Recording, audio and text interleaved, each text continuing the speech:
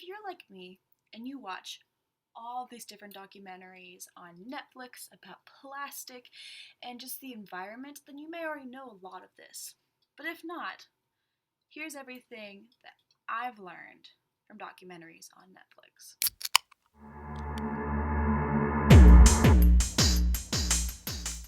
So, polyethylene plastic. BPA, which is something that's added into plastic, has been linked to cancer and the decline of sperm count in men across generations. So the way that works is that while a mom is pregnant with her son, if she gets exposed to plastic, it gets ingested into her, then it won't kill the mom, it won't kill the baby, but it affects the development of the brain and reproductive organs. So it's been proven that over time that sperm counts in men have declined.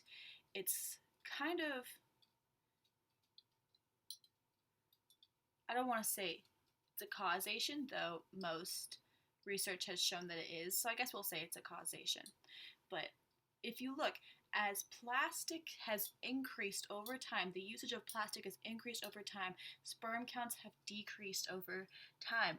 And this is going to affect, the fertility rates across the world.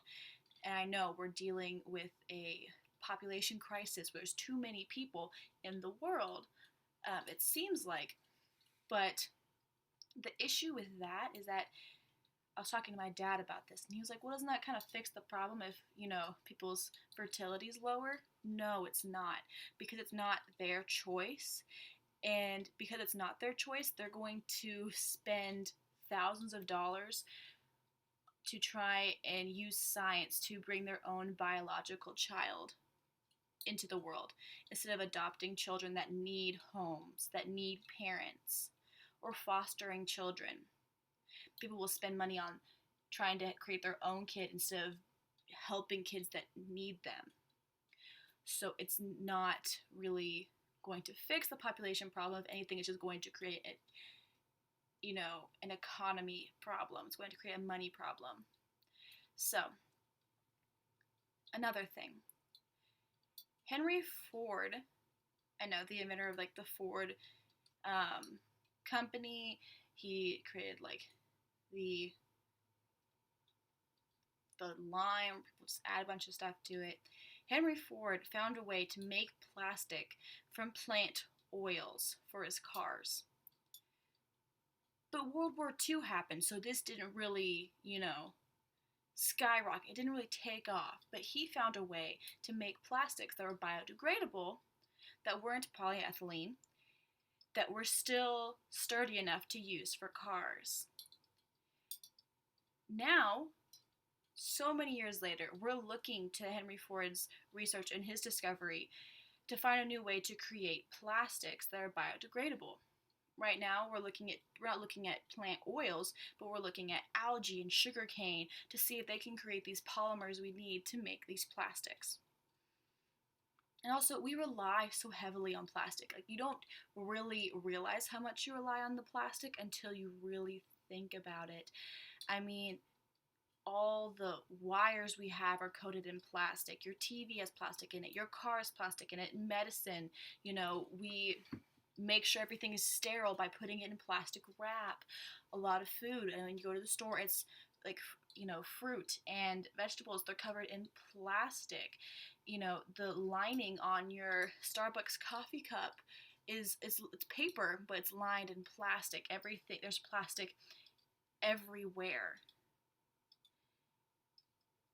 So we rely so heavily on this plastic that we need this better biodegradable version of plastic, because we've seen in nature that not all plastic is bad. There's natural plastic out there, like amber.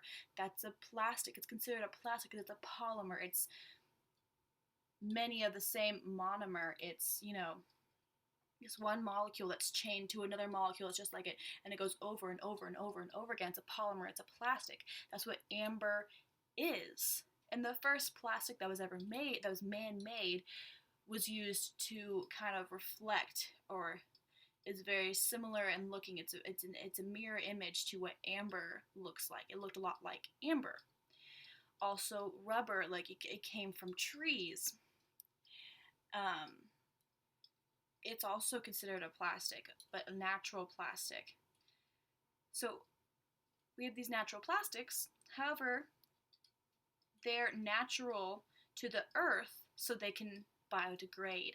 Because they come from the earth knows how to biodegrade them. We need a solution to this polyethylene plastics because they can't biodegrade.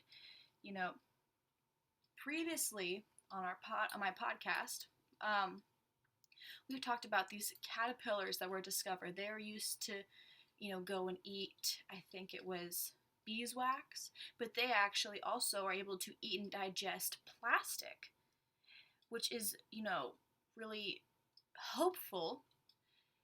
And now scientists are looking at enzymes that can break down or eat the plastic, and this is hopeful, but that doesn't mean that we should keep making as much plastic as we do, these single-use plastics.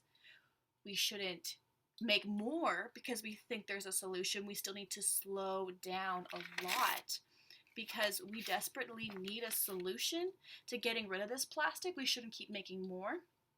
We need to come up with a solution fast because in 2008, microplastics were found in human feces.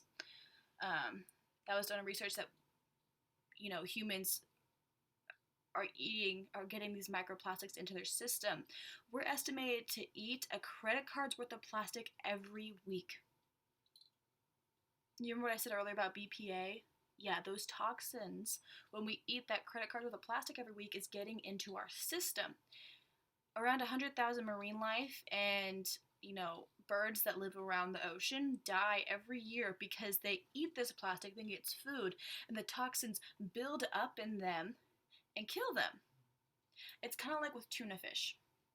They always tell pregnant women not to eat tuna fish while they're pregnant because, little fish get mercury into their system and the fish can't pass the mercury, so it just builds up.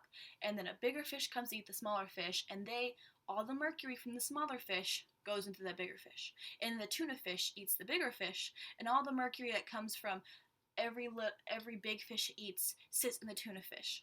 And then we eat the tuna fish, and we can't pass the mercury either. So it just builds up and builds up and builds up in our system, and that's why pregnant women shouldn't eat tuna fish when they're pregnant, because then it will go on to the child. They don't have, an established immune system. We don't know how it could really affect them.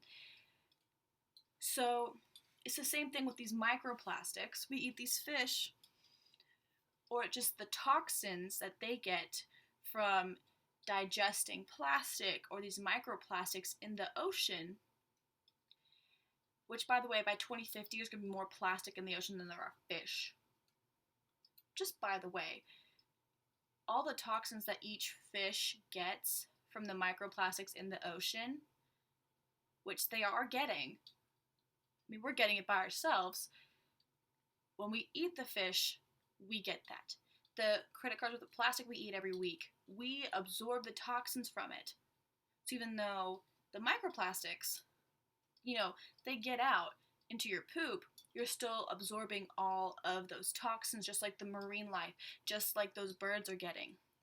These toxins in plastic can take down whales.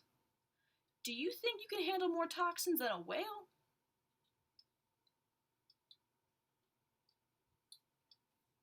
You guys today, hope you like what you heard. Hope it inspired you to use less plastic bags and start bringing bags to the store. Aldi's really good about not making you use plastic bags.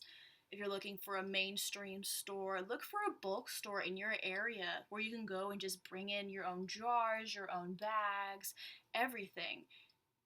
And try and use less plastic day to day. I'll be posting on YouTube and on our podcast more frequently. It was a very stressful end of the semester. I wasn't able to get as many things out there as I wanted to, but I really want to prioritize this because change needs to happen. Stuff needs to change. So I hope you guys liked this, and I hope you come back next week because I'll be posting every Sunday.